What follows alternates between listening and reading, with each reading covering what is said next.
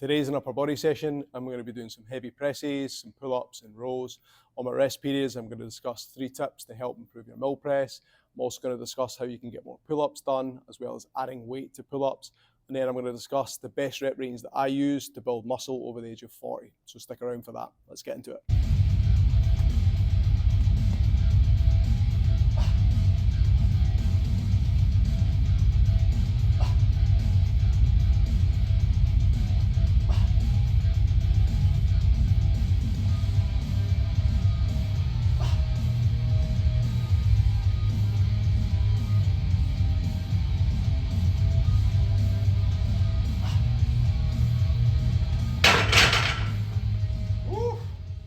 Holy crap, that was definitely way harder than I wanted it to be. I thought I would nail that today, but obviously a bit flat today.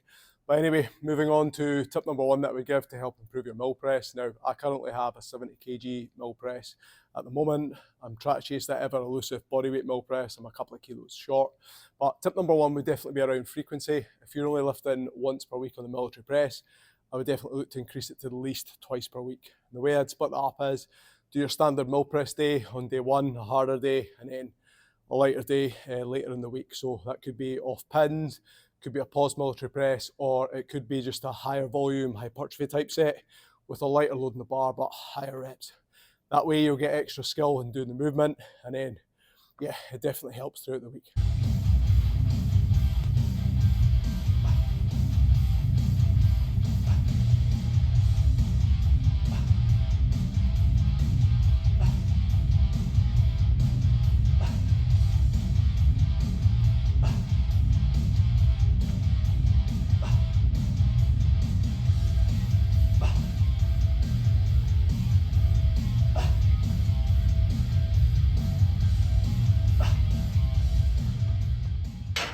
Tip number 2 to help improve the mill press is definitely the bar path that it takes around your face. So see, a lot of people move the bar around their head instead of moving their head out of the way of the bar. You want that to move in a straight bar path from A to B. So when people are here, I see a lot of time they move the bar out around their face and then press up. What you're looking to do is keep that nice and tight and stacked. Slightly lean back, retract your chin. As the bar starts to clear your head, push the head through and then stack everything on top of one another. And then control back down, move the head out the way from there, and then press back through. That head through action just stacks everything up on top of each other. For me, that's probably one of the most common mistakes I see with the mill press. It's definitely, if you get that sorted, it's quite a quick fix for adding load to the bar.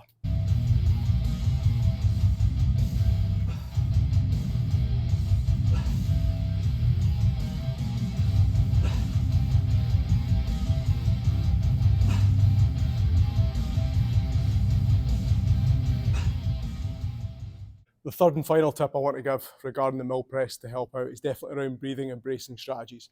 The first thing is just make sure you squeeze your ass as hard as you possibly can.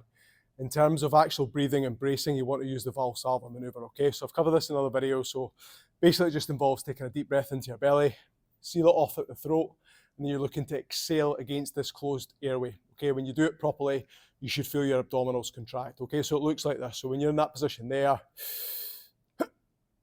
and then you'll feel that contract. That's where you want to be nice and braced. Hold your breath from there and then press the weight overhead. Okay, once you get that dialed in, again, you should start to find the weight on the bar starts to increase up.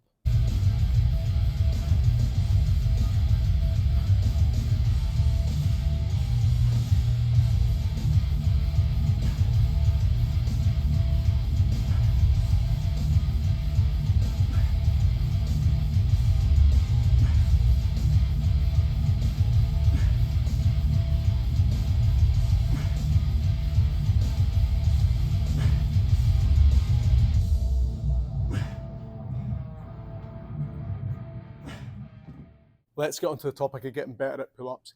Let's say that you can do pull-ups, you can do like say 5 to 10 reps. Now this is where I would start to add weight using the weight belt, just as you've seen just now, okay?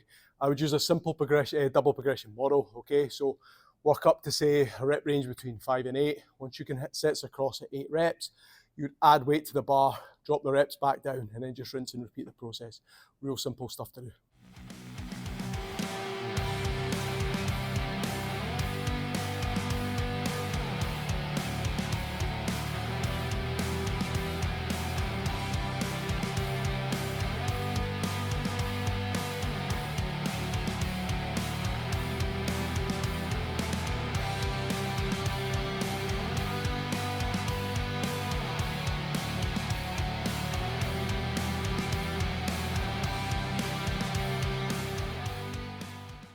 Now say you're at the other end of the spectrum where you can't do a pull-up and you're pretty weak. For me, I think people jump to eccentric pull-ups and band-assisted pull-ups too quickly. The Australian pull-up would be my starting point. I think you invest your time there. I think it's massively underrated. I've covered it in this video here. There's a free program to go with that. Ultimately, you're trying to get your feet onto a bench, trying to get at least 8 to 10 reps across. If you can do that for sets across, even better. And if you can do it with a weighted vest, better still.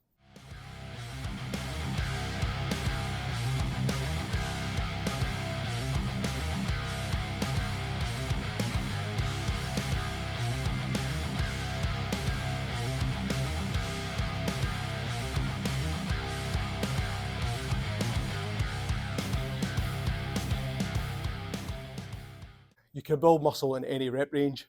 For me, I like to train across a spectrum of ranges just to maximize adaptations. Now, most of my content, about 60 to 70% of my work, is between 6 and 15 repetitions. That's just because I can get a good amount of work in there. It doesn't create a ton of fatigue, doesn't create a ton of joint stress. And then I like to do some rep work on either side of that. So I do like to do some heavier work. Sets of 5 or under, that's probably 15 to 20% of my training content per week. And then I like to do some reps, some lower intensity stuff, higher reps, 15 plus for 15 to 20%. And that's how I like to split mine up. We'd love to hear in the comments below how you split your training ranges up across a training week. Or do you just stick to 6 to 15 globally across all training sessions? Anyway, we'd love to hear below.